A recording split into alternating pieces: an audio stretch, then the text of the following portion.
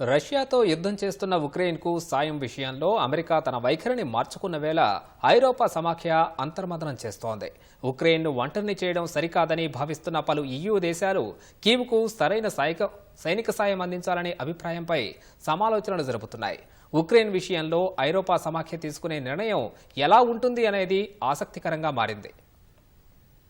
రష్యాతో పోరాడుతున్న ఉక్రెయిన్కు సాయం నిలిపివేస్తామని అమెరికా అధ్యక్షుడు ట్రంప్ స్పష్టం చేసిన వేళ బ్రిటన్, ఐరోపా సమాఖ్య దేశాలు కీవ్కు మద్దతుగా నిలిచేందుకు సిద్ధమవుతున్నట్లు తెలుస్తోంది. ఈ దిశలో బ్రిటన్ ప్రధాని కీర్ స్టార్మర్ కీలక వ్యాఖ్యలు చేశారు. అవసరమైతే తమ బలగాలను ఉక్రెయిన్ పంపడానికి సిద్ధమవుతున్నట్లు పేర్కొన్నారు.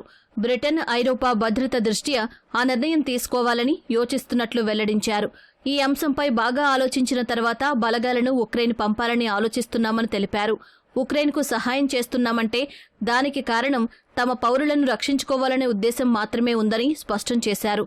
యుద్ధం విషయంలో అమెరికా అవలంబిస్తున్న విధానాలు, ఉక్రెయిన్ భవిష్యత్తుపై చర్చించడానికి EU దేశాల నేతలు ప్యారిస్ వేదికగా సమావేశం కావడానికి ముందు బ్రిటన్ ప్రధాని ఈ మేరకు వ్యాఖ్యలు చేశారు.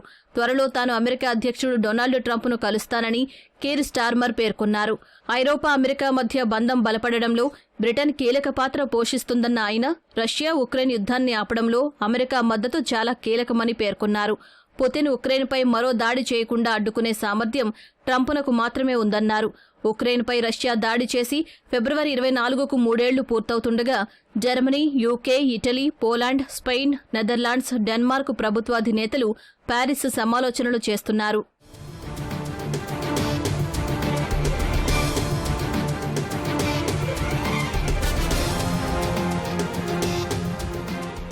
ఐరోపా సమాఖ్యలో చేరేందుకు ఇష్టపడుతున్న ఉక్రెయిన్కు అండగా నిలబడాల్సిన అవసరం ఉందని భావిస్తున్న EU దేశాలు రష్యాతో పోరాటంలో సహకరించేందుకు తమ బలగాలను పంపే అంశంపై సమాలోచనలు చేస్తున్నాయి.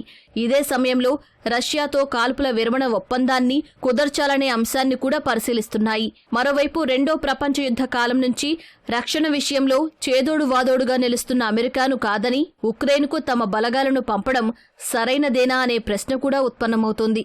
ఇటలీలో 50% మంది ప్రజలు ఉక్రెయిన్కు సైనిక సాయాన్ని వ్యతిరేకిస్తున్నాయి. అయితే మొదట శాంతి పరిరక్షణ బలగాలను పంపి ఉక్రెయిన్ ప్రజలు ఒంటరి కాదనే సందేశం ఇవ్వాలని EU దేశాలు యోచిస్తున్నాయి. ఇదే సమయంలో తమ ఖండాన్ని కాపాడేందుకు ఐరోపా సమైక్య కృషి చేస్తోందనే సందేశాన్ని అమెరికాకు కూడా ఇవ్వాలని భావిస్తున్నాయి. రష్యా కాల్పుల విరమణ ఒప్పందాన్ని ఉల్లంఘిస్తే ఉక్రెయిన్కు అండగా తాము కూడా ఉన్నామనే హెచ్చరికను పుతిన్కు పంపాలనే అంచనాకు వచ్చాయి.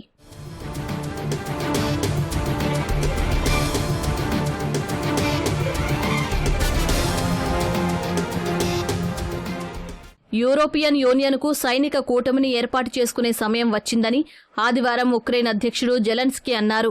యుద్ధాన్ని ముగించడానికి రష్యా ఆసక్తి చూపడం లేదన్న ఆయన అమెరికా సైనిక సాయం చేయకుండా తమ దేశం మనుగడ సాగించడం అసాధ్యమని పేర్కొన్నారు. అయితే ప్రస్తుత పరిస్థితుల్లో అగ్రదేశం తమకు సైనిక సహాయాన్ని ఆపివేసినా ఆశ్చర్యపోవాల్సిన అవసరం లేదని తెలిపారు. ఈ నేపథ్యంలో ఎలాంటి పరిస్థితులు వచ్చినా ఎదుర్కోవడానికి యూరోపియన్ దేశాలు సిద్ధం కావాలని పిలుపునిచ్చారు. ఈ క్రమంలోనే EU దేశాలు అప్రమత్తమయ్యాయి.